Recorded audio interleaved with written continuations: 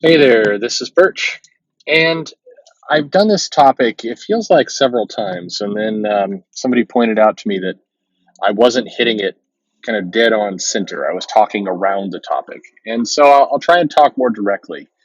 But it is, I made jokes about it. And I really, it's not something I'd worry about or think about. But I have a tiny audience. I mean, the amount of subs I have is relatively small. The amount of views I get on video are small. I'm not one of the, I hear some creators like, "Oh man, this video did terrible for me. I only got like 5,000 views." It's like, well, yeah, good for you. I'm, I mean, that's cool. I'm glad. I don't have that kind of reach, and I don't usually care about that kind of reach. Most days, it doesn't matter to me one way or another. It's a funny joke point. The only times when I really care about the reach and where I wish I had it, or where I wish big creators like take a clip of this show and bake it into your show, be my guest, quote me in your show, do that to take me all out of it and monetize yourself. It's when facts are just blatantly wrong. It's like the overship comment that goes out where month after month after month, people continue to get it wrong. And I'm like, these are the times where I wish I had a big audience because for nothing else, I want to kill this topic dead. The other one, the one I'm talking about today, is a little bit more. I don't want to say complex. It's actually the opposite of complex. It's here comes the little emergency vehicle. Let's see if it's picked up in this video. What's going on? Somebody's hurt. Oh well. Hey, there we go. It's real life right here. Yep. Anyway, um, the topic I'm about to go into is simply social media outrage and controversy and all this stuff and how it translates to sales. And why I say it's a simple topic is that the short answer is it doesn't. It just doesn't. And no matter how many tweets people put out, no matter how many likes people put out, and I think I've talked about in the past, people can just buy likes, and they do. I mean, you would be surprised how many tweets that seem kind of innocuous and then they have like 200 likes that they didn't get those likes organically. They paid for them, or they used a bot, or they're just, or people are just casually giving likes. It doesn't mean anything. And this cuts both directions. So both sides like to take kind of when I made these comments in the past, they'll take these comments and they'll retweet it when it benefits them, and then they'll passively ignore it when it doesn't. The reality is, for all the videos and all the outrage about people like Heather Antos and Mark Wade and Dan Slott and the Moon Knight writer Max Bemis. Nobody cares for all the videos about Mags Visaggio. Nobody cares. The comic either sells or it doesn't sell.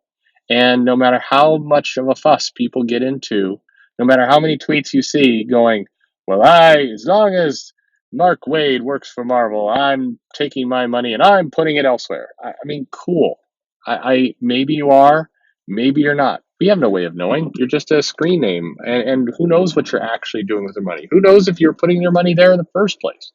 The thing I always find wacky is like if today in June of 2019 you suddenly don't like Mark Wade.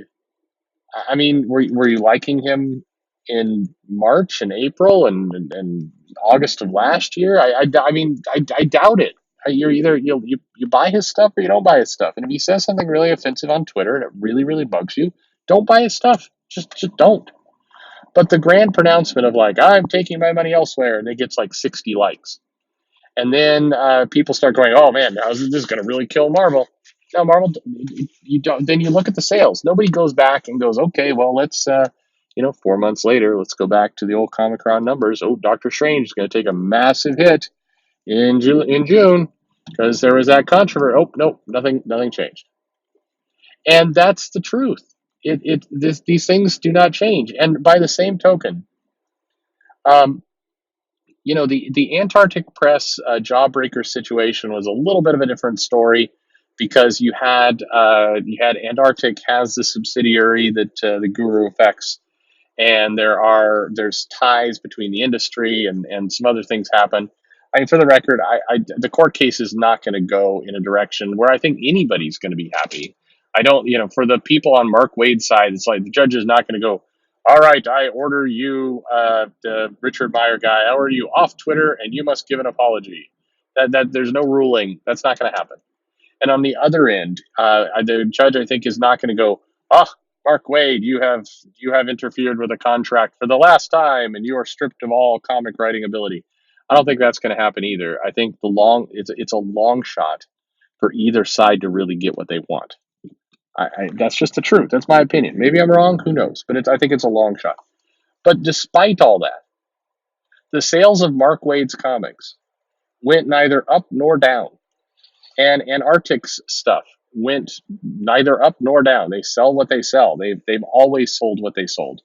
And I think if they had gone ahead and published the Jawbreakers comic, maybe some people, the revenge that would have happened are some of the editors and some of the people who are really angry about it would have used the coloring services less.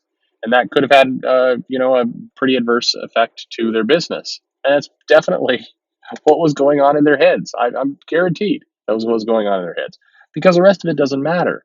Dynamite's doing this bit where it's the biggest. God, I hate the expression "nothing burger," but if anything qualifies for nothing burger, it's this.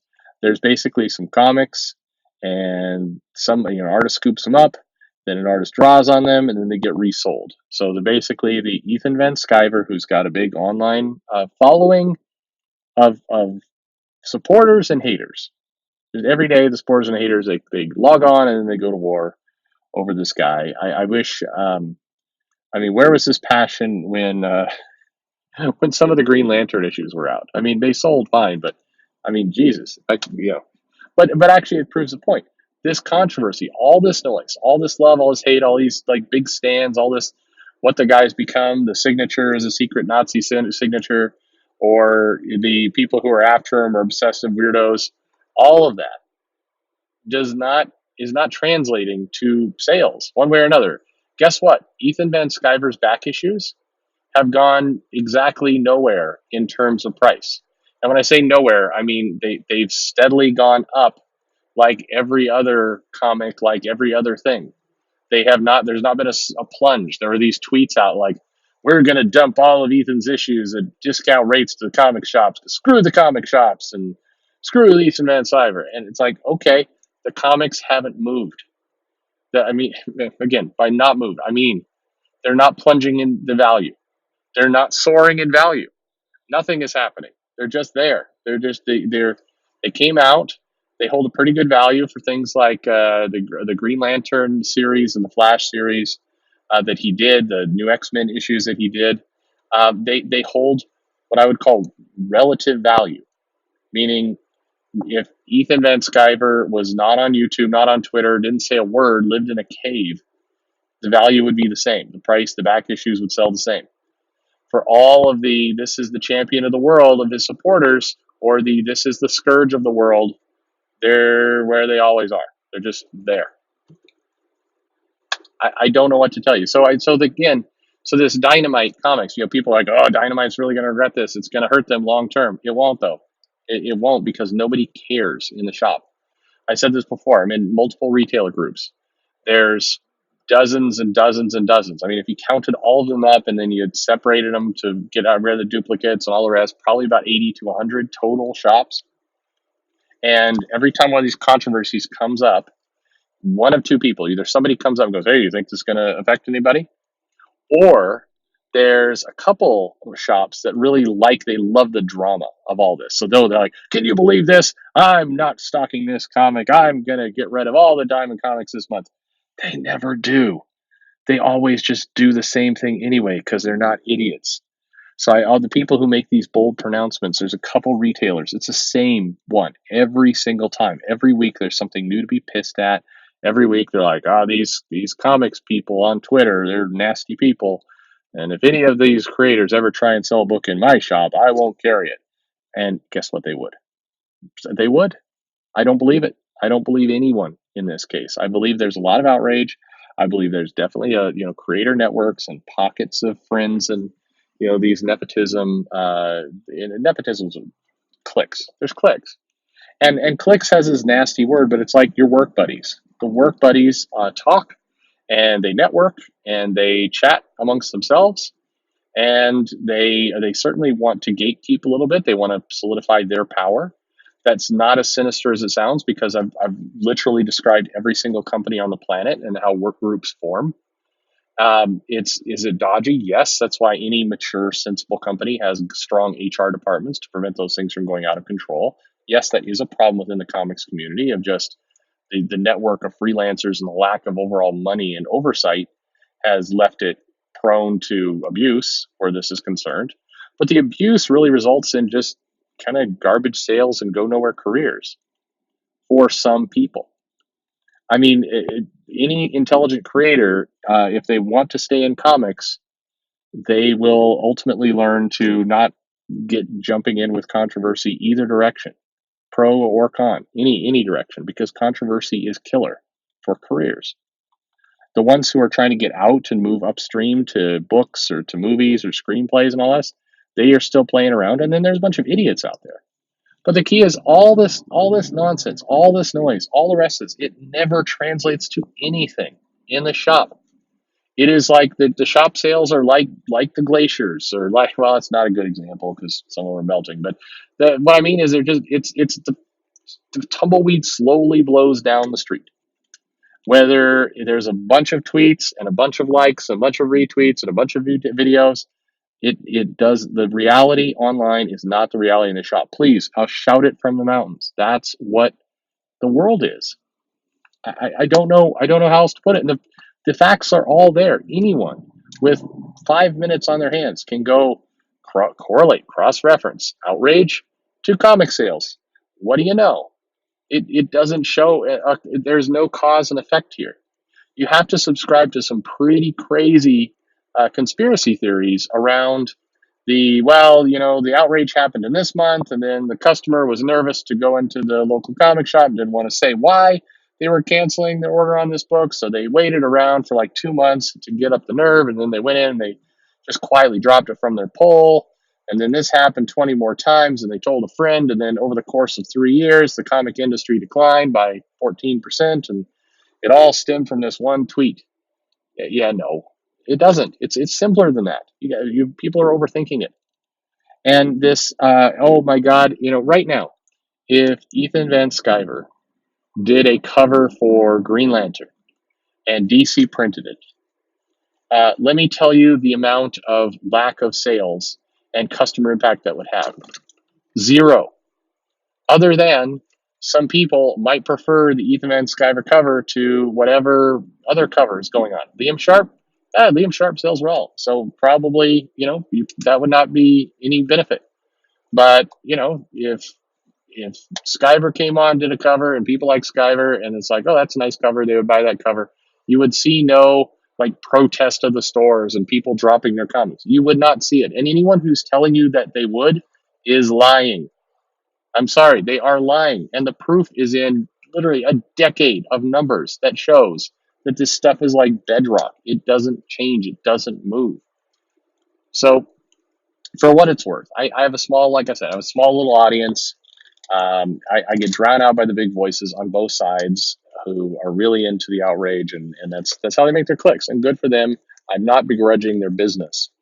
But I do wish at times that a couple of these just simple topics could be laid out there and we could move on to new outrage. I guess that's what I'm asking. Let's get some new things to be angry about and to be controversial about, because this one, folks, it's not it. The stuff that comes up online, no matter which particular army you're currently in, it's not happening with sales. There's no connection.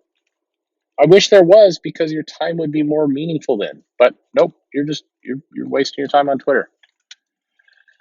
On the bright side, glass half full.